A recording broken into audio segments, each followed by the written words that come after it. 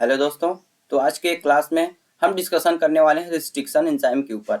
तो आज के क्लास में हम रिस्ट्रिक्शन एंजाइम के को डिटेल से देखेंगे और उनमें जानेंगे कि क्या क्या रिस्ट्रिक्शन एंजाइम इन्वॉल्व होते हैं रिकॉम्बिनेंट डीएनए टेक्नोलॉजी में।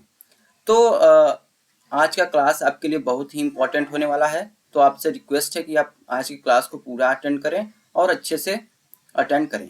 तो रिस्ट्रिक्शन एंजाइम के ऊपर डिस्कशन करने से पहले मैं आपसे और एक इम्पॉर्टेंट बात बता दूं कि प्रीवियस क्लास में हमने रिकॉम्बिनेंट डीएनए टेक्नोलॉजी को डिटेल से डिस्कशन किया है। तो जो भी स्टूडेंट अभी उस क्लास को अटेंड नहीं किए हैं तो सबसे पहले आप उस क्लास को अटेंड कर लीजिए, क्योंकि वहाँ वे क्लास भी आपके एग्जाम ऑफ व्यू से बहुत ही इंपॉर्टेंट होने वाला है, रिकॉम्बिनेंट डीएनए टेक्नोलॉजी। तो आज की क्लास में हम देखेंगे restriction enzyme. Recombinant DNA technology में क्या कौन कौन से रिस्ट्रिक्शन एंजाइम इन्वॉल्व होते हैं, आज की क्लास का यही टॉपिक है। तो रिस्ट्रिक्शन एंजाइम में को हम दो पार्ट में सबसे पहले डिवाइड कर लेते हैं, तो आपको समझने में और ईजी होगा। तो सबसे पहला है न्यूक्लियस एंजाइम और दूसरा है डीएनए लाइगेज एंजाइम। तो डीएनए लाइगेज एंजाइम को आप बहुत अच्छी तरीके से जान रहे होंगे। डीएनए लाइगेज का एंजाइम का मतलब जो दो डीएनए के दो मॉलिक्यूल को आपस में ज्वाइनिंग करवाता है उसे हम डीएनए लाइगेज एंजाइम बोलते हैं। तो इस रिस्ट्रिक्शन एंजाइम का मतलब कि डीएनए के मॉलिक्यूल को कट करना। तो आज का जो टॉपिक है आज की क्लास का वो है रिस्ट्रिक्शन एंजाइम। तो हम मेनली तरीके से रिस्ट्रिक्शन एंजाइम पर ही डिस्कशन करेंगे। तो ये जो न्यूक्लियस एंजाइम होते हैं इन्हीं न्यूक्लियस एंजाइम को ही हम रिस्ट्रिक्शन एंजाइम के नाम से जानते हैं। तो आइए अब हम देखते हैं कि न्यूक्लियस एंजाइम में कौन कौन से रिस्ट्रिक्शन एंजाइम इन्वॉल्व होते हैं। तो न्यूक्लियस एंजाइम जो है उसमें सबसे पहला जो रिस्ट्रिक्शन एंजाइम है रिस्ट्रिक्शन इंडोन्यूक्लियस एंजाइम, और दूसरा एंजाइम जो है वो है रिस्ट्रिक्शन एक्सोन्यूक्लियस एंजाइम। तो यहाँ पर आप इंडो और एक्सो इसके बीच के डिफरेंस को आप अच्छे से समझ लीजिएगा, और मैं आपको आगे क्लास में समझाऊंगा भी कि सबसे पहला था न्यूक्लियस एंजाइम में रिस्ट्रिक्शन इंडोन्यूक्लियस एंजाइम, दूसरा था रिस्ट्रिक्शन एक्सोन्यूक्लियस एंजाइम, और जो लास्ट है वो है राइबोन्यूक्लियस। तो ये जो तीनों हैं ये तीनों ही एंजाइम न्यूक्लियस एंजाइम के एक और अंतर्गत आते हैं, और ये जो न्यूक्लियस एंजाइम है इसी न्यूक्लियस एंजाइम को हम रिस्ट्रिक्शन एंजाइम के नाम से भी जानते हैं। तो आइए अब हम न्यूक्लियस एंजाइम के ये जो तीनों फॉर्म को हमने बताया, रिस्ट्रिक्शन इंडोन्यूक्लियस, रिस्ट्रिक्शन एक्सोन्यूक्लियस और राइबोन्यूक्लियस, एक एक करके हम इसके डिफिनीशन को समझेंगे और उसके कुछ एग्जाम्पल को देखेंगे। तो सबसे पहले आइए हम न्यूक्लियस एंजाइम की ओर चलते हैं कि ये न्यूक्लियस एंजाइम जो है वो उसका वर्क क्या होता है।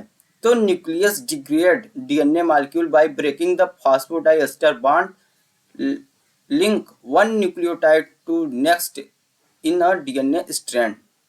तो न्यूक्लियस एंजाइम हम अभी आपसे बताएं कि जो न्यूक्लियस एंजाइम होता है वे उसी को ही रिस्ट्रिक्शन एंजाइम बोलते हैं, और रिस्ट्रिक्शन एंजाइम का वर्क होता है कि डीएनए के मॉलिक्यूल को कट करना। और डीएनए के मॉलिक्यूल क्या होते हैं, वही न्यूक्लियोटाइड होते हैं।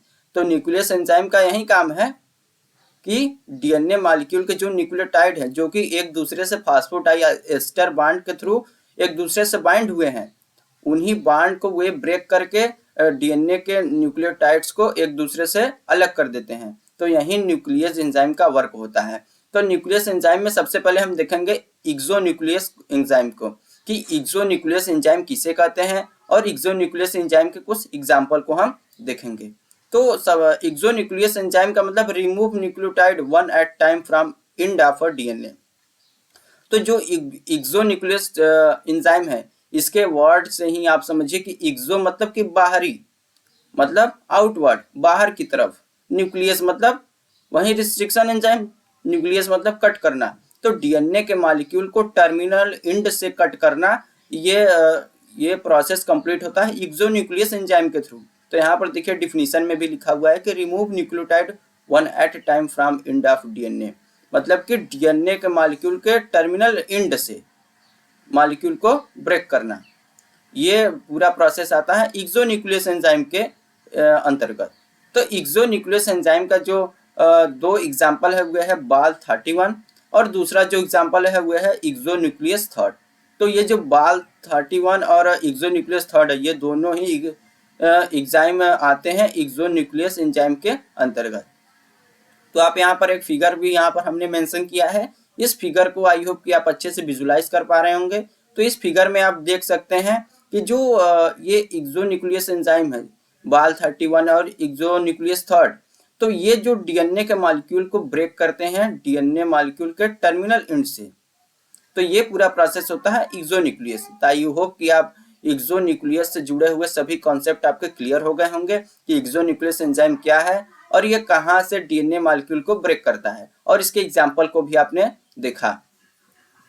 तो अब हम चलते हैं इंडोन्यूक्लियस एंजाइम की ओर। तो अब यहाँ फिर आप इसके जो इंडोन्यूक्लियस है इसके टर्म से आप समझिए। इंडो मतलब कि इनर साइड, मतलब कि अंदर की ओर, और न्यूक्लियस मतलब कट करना। तो endonuclease are able to break internal phosphodiester bond within DNA molecule. तो जो इंडोन्यूक्लियस एंजाइम है, जो इंडोन्यूक्लियस एंजाइम है वे डीएनए के मॉलिक्यूल मतलब कि जो न्यूक्लियोटाइड्स है, और न्यूक्लियोटाइड्स एक दूसरे से जुड़े हुए होते हैं फॉस्फोडाइएस्टर बॉन्ड से। तो यही फॉस्फोडाइएस्टर बॉन्ड को ही ब्रेक करते हैं रिस्ट्रिक्शन एंजाइम।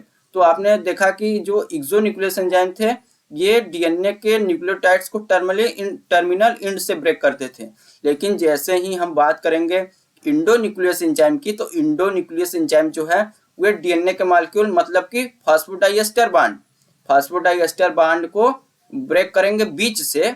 न्यूक्लियोटाइड के बीच जो फॉस्फोडाइएस्टर बॉन्ड है उस न्यूक्लियोटाइड डीएनए के मॉलिक्यूल के बीच का जो न्यूक्लियोटाइड है उनको ब्रेक करेंगे।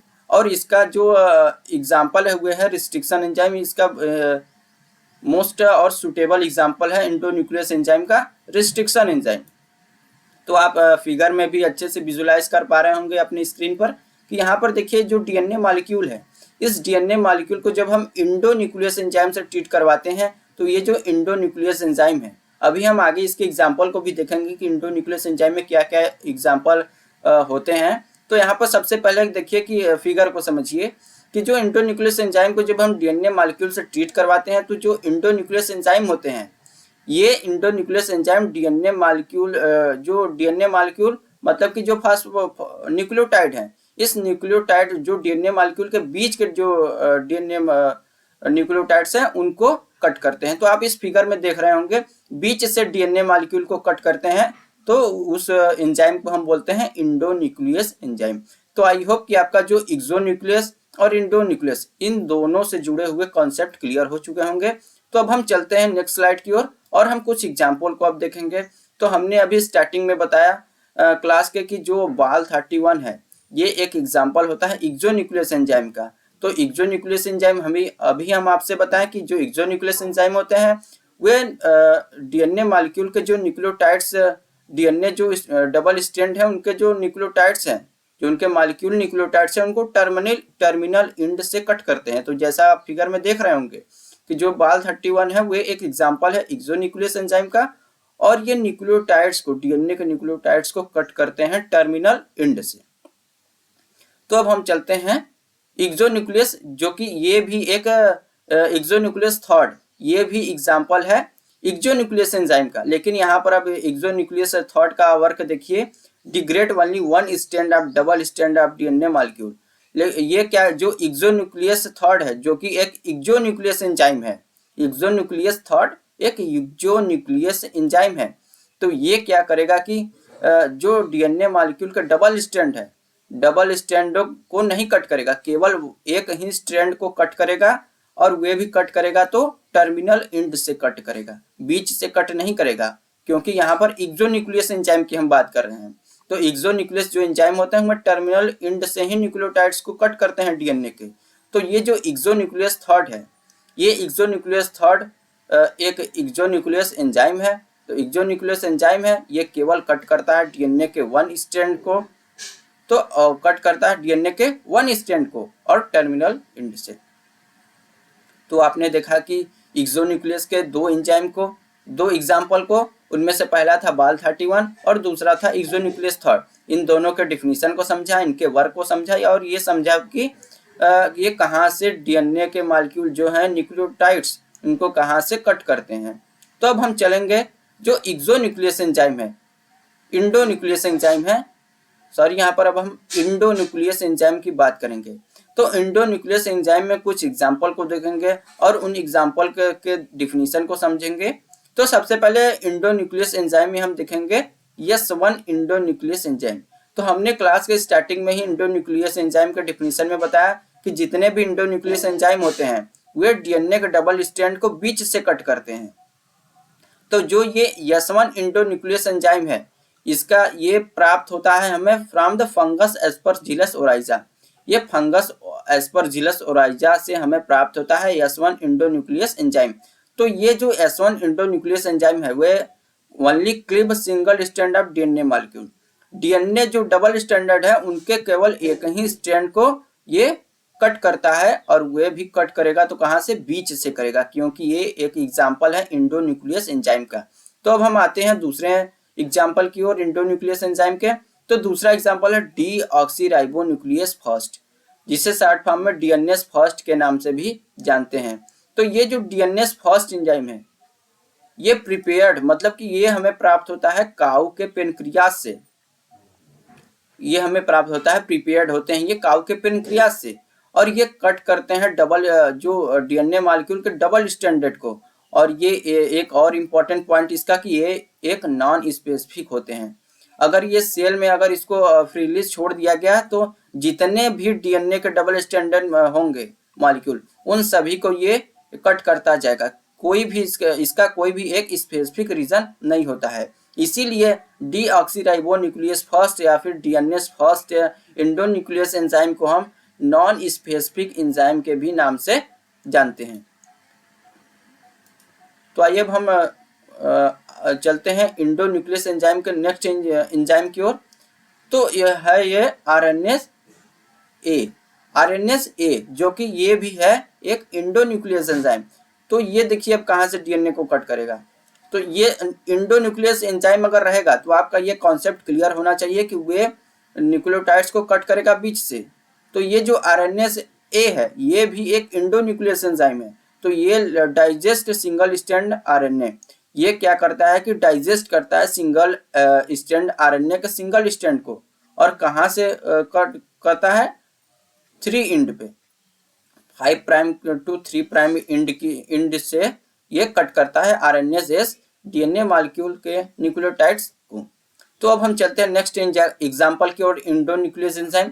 तो ये लास्ट एग्जांपल है आरएनएस एच भी एक इंडोन्यूक्लियस एंजाइम है, और ये कट करता है या फिर डाइजेस्ट करता है हेट्रोडुप्लेक्स ऑफ आरएनए एंड डीएनए। तो यहाँ पर अब हेट्रोडुप्लेक्स का मतलब समझिए।